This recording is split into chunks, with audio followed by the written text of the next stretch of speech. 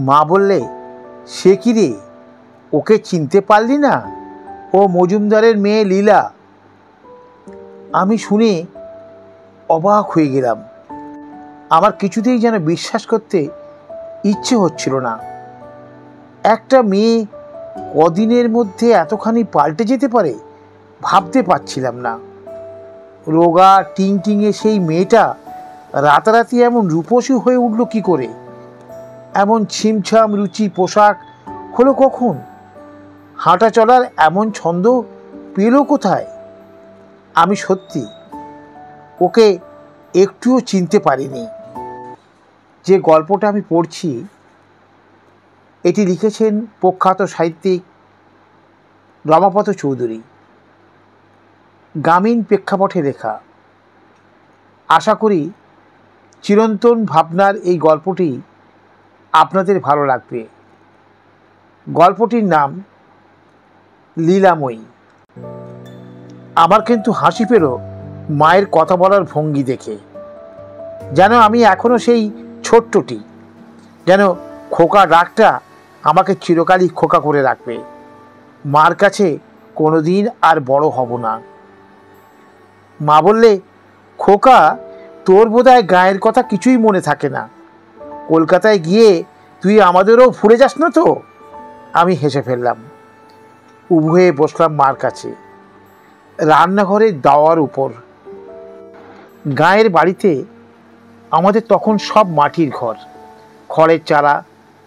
তখনও গাঁথনি দিয়ে দালান ওঠেনি, পেটা ছাদ হয়নি। আর সেই জন্যেই রান্নাঘরটা ছিল গোবর ছড়া দেওয়া উঠোন পার হয়ে এসে এক কোণে। মাটির মেঝেতে উবু হয়ে বসে শালের কুটিটায় ঠেস দিয়ে আমি মায়ের রান্না দেখছিলাম। টুকরিতে নোটের শাক বেছে বেছে রেখেছিল মা। গরম কড়াইয়ে সেগুলো ঢেলে দিতেই ছাই ছাই আওয়াজ উঠল। মা ঘটির জলে হাত ধুয়ে শিলের উপর আদা বাড়তে বাড়তে কথা বলছিল, শিলনোড়ার দিকে চোখ রেখে। মাকে দেখতে খুব ভালো লাগছিল, মার রান্না দেখতে আরও ভালো লাগছিল। আর আমি বেশ বুঝতে পারছিলাম আমি এসেছি বলে মা খুব খুশি, মার খুব আনন্দ হচ্ছে। মা বললে, হ্যাঁ রে, ওখানে ওরা তোকে ভালো করে খেতে দেয় তো? পেট ভরে খাস তো? তুই যা ছেলে, কখনো কিছু চেয়ে নিবি না। মা এমনভাবে কথাগুলো বলছিল যেন আমি সেই ছোট্টটি আছি। তা না হলে ওই লীলা সম্পর্কে মা এমনভাবে কথা বলতো না। আমি তো ঘরে ছিলাম ওদিকে। মার কাছে এসে গল্প করবো ভেবে পা বাড়া দিয়ে দেখলাম নীল শাড়ি পরা একটা সুন্দরী গোছের মেয়ে হেসে হেসে মার সঙ্গে কথা বলছে খুঁটিতে হাত রেখে। এক পলক দেখেই আমার মেয়েটিকে খুব ভালো লেগে গেল। সুন্দর নাক, মুখ, চোখ, ফর্সা রং, পুরুষ্টু শরীর, আর নীল শাড়িতে দিব্যি মানিয়েছিল ওকে। বেশ বড় সড়ো লাগছিল। কিন্তু আমি তো এখন বড় হয়ে গেছি, তাই কেমন লজ্জা লজ্জা করলো। যেন ওর দিকে তাকানো অন্যায়। ওর কথা জিজ্ঞাসা করলে মা হয়তো ভাববে মেয়েটা রয়েছে বলেই খোকা ইচ্ছা করে এলো। আমি তাই মার কাছে আসতে গিয়েও এলাম না, ফিরে গেলাম ঘরের মধ্যে। আসলে তখন আমার নিজেকে নিয়ে ভীষণ লজ্জা হতো মার সামনে, গুরুজনদের সামনে। ওরা না বুঝে ফেলে আমি বড় হয়েছি। এর আগে একবার যখন ছুটিতে বাড়িতে এসেছিলাম, আমার মেজ পিসি, বিধবা মানুষ, আমাদের সঙ্গে কথা বলার সময় শুধু হাসত।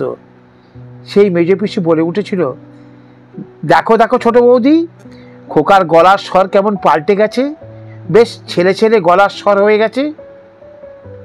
তারপর থেকে আমি নিজেও টের পেতাম, সত্যিই তো বড় হয়ে গেলে যে গলার স্বরও পাল্টে যায় তার আগে জানতাম না। আমি তাই ওদের কাছ থেকে নিজের বড় হয়ে যাওয়াটা লুকিয়ে রাখতে চাইতাম। আমি ভাব করতাম যেন আমি সেই ছেলে মানুষটি আছি। মেয়েরা লীলার মতো যারা হঠাৎ বড় হয়ে গেছে, সেই সব মেয়েদের সম্পর্কে কথা বলতে গেলে এমন ভাব করতাম যেন ওরা শুধুই এক একটা নাম, নামের বাইরে তাদের আর কোনো ব্যঞ্জনা নেই, অথবা আমি এতই সরল কিংবা শিশু যে সেই ব্যঞ্জনা সম্পর্কে আমি একটুও সচেতন নই। তাদের সম্পর্কে আমার কোনো আগ্রহ থাকার কথা নয়, অথচ আমি যে ধূর্ত ছিলাম বলেই ওরকম করতাম তাও নয়। আসলে ওই বয়সে ওটা একটা লজ্জার পোশাক, নিজেকে নিয়ে লজ্জা। কিন্তু নিজেকে ছোট সাজিয়ে রাখার এত সাধ্য সাধনা করতাম, তখন মা কিংবা মেজ পিসি যদি আবার আমার সঙ্গে এমনভাবে কথা বলতো যেন আমি সেই ছোট্টটিই আছি, তাহলে মনে মনে হাসতাম, খুব মজা লাগতো, এক এক সময় রাগও হতো। বারে আমি কি কখনো বড় হব না নাকি?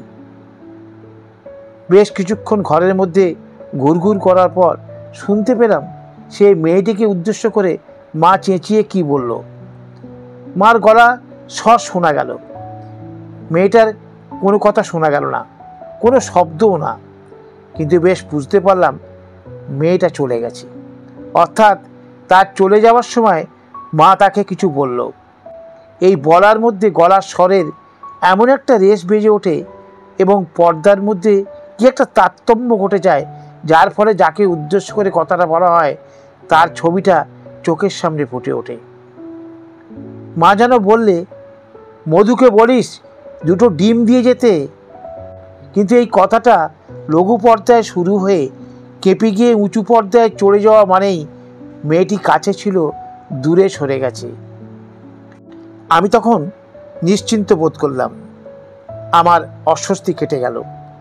কিন্তু এক পলক ওই যে ওকে দেখতে পেয়েছিলাম, তার জন্য আমার মনে একটা ঔৎসুক্য গড়ে উঠেছে। তখন জানতে ইচ্ছা করছে মেয়েটি কে, পাড়াগাঁয়ের এই পরিবেশের সঙ্গে মেয়েটিকে কেন যেন ঠিক মিলিয়ে নেওয়া যাচ্ছে না। আমার তখন ধারণা ছিল পাড়াগাঁয়ে কোনো সুন্দরী মেয়ে থাকে না, যদি বা থাকে তাদের পোশাক আশাক, হাঁটা চলা, কথাবার্তা সব কিছু তাদের কুৎসিত বানিয়ে রাখে। কারণ তখন আমি কলকাতার কলেজে পড়ছি, অবাক এবং মুগ্ধ হচ্ছি। তাই আমার জানতে ইচ্ছা করছিল মেয়েটি কে, অথচ নির্লজ্জের মতো প্রশ্ন করা যায় না, তাহলে তো মা ভাববে খোকা বড় হয়ে গেছে। আমি এসে রান্নাঘরের সামনে দাঁড়ালাম, কথা না বলে মা রান্না দেখতে লাগলাম। আর মা হঠাৎ হাসি চেপে বললে, হ্যাঁ রে, তোর আর আজকাল আমার কাছে বসতে ইচ্ছা করে না, তাই না? তুই তো সকাল থেকে একবারও আসিসনি। আর আমি বললাম, তোমার কাছে আসার কি উপায় আছে নাকি? তুমি তো সব সময় পাড়া পড়শির সঙ্গেই গল্প করছো। মা অবাক হয়ে হেসে উঠল, পাড়া পড়শি কি রে, তুই ওকে চিনতে পারিসনি? ও তো মজুমদারের মেয়ে লীলা। আমি প্রথমটা সত্যি বুঝতে পারিনি, বিশ্বাসও হয়নি। বললাম, লীলা? কে লীলা? ও মা গালে হাত দিল, বলে, ওর মা ঠিকই বলেছিল, তুই শহরে বাবু হয়ে যাচ্ছিস, কারো কথা আর মনে থাকছে না তোর, আমাদেরও হয়তো ভুলে যাবি। আমি বললাম, বারে, আমি কি ওকে দেখেছি নাকি? তুমি কার সঙ্গে বকবক করছিলে তাই কানে যাচ্ছিল। একটু থেমে হেসে উঠে বললাম, লীলাকে দেখলে আবার চিনব না কেন? চেহারাখানা রোগা, টিং টিং, দিনরাত দেখি খেলে সে ঘুটিং। আমি লীলাকে রাগাবার জন্যে অনেক দিন আগে একটা ছড়া বেঁধেছিলাম, ও শুনে খুব রেগে যেত। তখনও বড় হয়ে ওঠেনি, ও তখন খুব রোগা ছিল। আমি মার কাছে ছড়াটা আবৃত্তি করলাম, চেহারাখানা রোগা টিং টিং, দিনরাত দেখি খেলে সে ঘুটিং, এখনই খেলছে বাঘ বন্দি, তখনই আবার খাবার ফন্দি। আরও লম্বা ছিল ছড়াটা, মনে পড়ল না। আমি ভেবেছিলাম মা খুব হাসবে আগের মতোই। আমি ভেবেছিলাম আমি যে এখনো ছোট আছি সেটা মা বুঝতে পারবে। কিন্তু মার মুখ গম্ভীর হয়ে গেল, বললে, ছি, ওসব বলিস না আর। লীলা তো বড় হয়েছে, দুদিন বাদে ওর বিয়ে হবে। এখন ওসব শুনলে ওর বাবা মা রাগ করবে, বলবে বিয়ে ভাঙিয়ে দিচ্ছে। আমি অবাক হয়ে গেলাম, বললাম সে কি, এর মধ্যে বিয়ে ভাঙানোর কি হলো?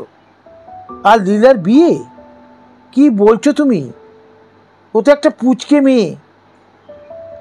মা হেসে উঠল শব্দ করে। সেই রোগা টিংটিঙে আর নেই রে, দেখিসনি তুই? দেখলে অবাক হয়ে যাবি। আমি হাসতে হাসতে বললাম, এখন কি মোটা হাতি হয়ে গেছে নাকি? মা এবার হাসলো, বললে, দেখিস আবার যখন আসবে। খুব সুসমঞ্জস্য চেহারা হয়েছে, চুলও আছে। আমার কানে হট করে কথাটা লাগলো, আগে লাগতো না। আসলে পাড়াগাঁয়ের কথাবার্তায় হঠাৎ এমন একটা বিশুদ্ধ পোশাকি ভাষা এসে যায়, যা বলে ফেলে হোস্টেলের ছেলেদের কাছে আমি নিজেও হাস্যাস্পদ হয়েছিলাম। নিজেকে শুধরে নিচ্ছিলাম বলেই হয়তো সুসমঞ্জস্য কথাটা আমার কানে লাগলো। আমাদের মাহিন্দার ছিল বলাই প্রধান। ও একদিন বলেছিল, গায়ের ওপর এত অনুরাগ কেন গো আপনার? এলে তো পারেন মাঝে মাঝে। আমি কথাটা বুঝতেই পারিনি। তারপর বাড়ি আসার পথে হঠাৎ বুঝতে পেরে হেসে উঠেছিলাম। আসলে বলাই প্রধান বলতে চেয়েছিল, গায়ের উপর এত রাগ কেন আপনার? আরো ভালো বা বিশুদ্ধ মনে করে অনুরাগ বলেছিল। মার মুখে ভালো ভালো বইয়ের ভাষা শুনলে আমার ভয় হতো, কখনো হয়তো ভুল করে অনুরাগ বলে বসবে মা। খুব সুন্দর ফিগার হয়েছে লীলার। এই কথাটা বলতে পারিনি বলেই মাকে তখন খুব একটা শিক্ষিত মনে হতো না, তবু মাকে খুব ভালো লাগতো। মা বললে, বস, শাকটা নামিয়ে তোকে দুটো মাছ ভেজে দিই, গরম গরম খা। তারপর বললে, লীলাই তো বলছিল কলকাতা থেকে একদিন পরে এলো, এই তো পুকুরে মাছ খাওয়াচ্ছ কেন? ডিম টিম মাংস টাংস খাওয়াও। আমি বললাম, ওর বুঝি ধারণা কলকাতায় ডিম মাংস পাওয়া যায় না? মা কোনো কথা বলল না, চুপ করে রইল। তারপর আস্তে আস্তে বলল, হ্যাঁ রে, সব পাওয়া যায় ওখানে, যখন যা খেতে ইচ্ছা করে সব সব পাস। আমি হেসে উঠে বললাম, সব সব, কলকাতায় আবার কি না পাওয়া যায়? পয়সা ফেললে সবই পাবে। তখন সত্যি সব পাওয়া যেত। মার মুখটা কেমন যেন বিষণ্ণ দেখালো। তারপর মা ধীরে ধীরে বলল, তা তো ঠিকই, কলকাতায় আবার কি না পাওয়া যায়।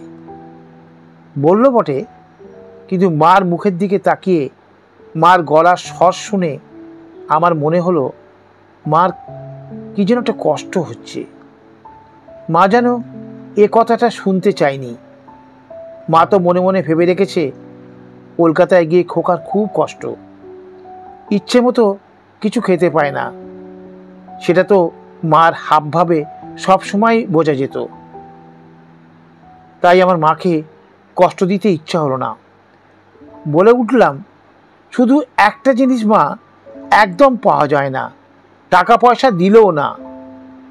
মার মুখ উৎফুল্ল হয়ে উঠল, বলল, কি রে, কি বলবি তো? আগের বার ছুটিতে এসে বলিসনি কেন? আমি হাসতে হাসতে বললাম, না, বলবো না। আসলে আমার বলতে একটু লজ্জাও করছিল। মা বললে, বল না, ও বেলাই করে দেবো।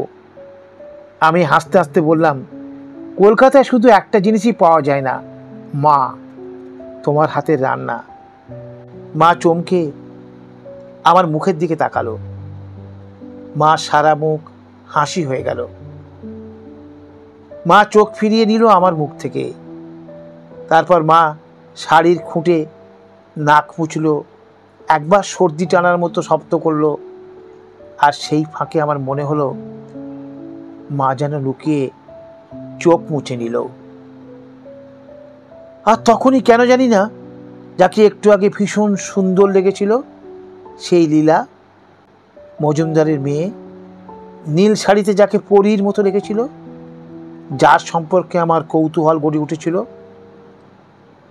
সে হঠাৎ মন থেকে মুছে গেল। তখন আমার চোখে মার চেয়েও সুন্দর আর কেউ নেই, কেউ নেই। নমস্কার।